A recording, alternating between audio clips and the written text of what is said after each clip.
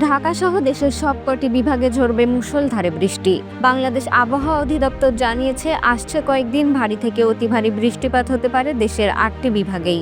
বিশেষ করে ঢাকা, চট্টগ্রাম, সিলেট, রাজশাহী, রংপুর, বরিশাল, খুলনা ও ময়মনসিংহে বৃষ্টির পরিমাণ হতে পারে স্বাভাবিকের চেয়ে অনেক বেশি। আবহাওয়া অধিদপ্তর সতর্ক করেছে, এ ধরনের ভারী বৃষ্টিপাতে পাহাড়ি এলাকায় দেখা দিতে পারে ভূমিধসের ঝুঁকি। 18 জুন সকালেই সতর্কবার্তা জারি করেন আবহাওয়াবিদ ডক্টর মোহাম্মদ আবুল কালাম মল্লিক। এমন পরিস্থিতিতে পাহাড়ি এলাকায় বসবাসরত মানুষদের সতর্ক থাকতে এবং নিরাপদ স্থানে সরে যাওয়ার পরামর্শ দিয়েছে প্রশাসন ও দুর্যোগ ব্যবস্থাপনা কর্তৃপক্ষ।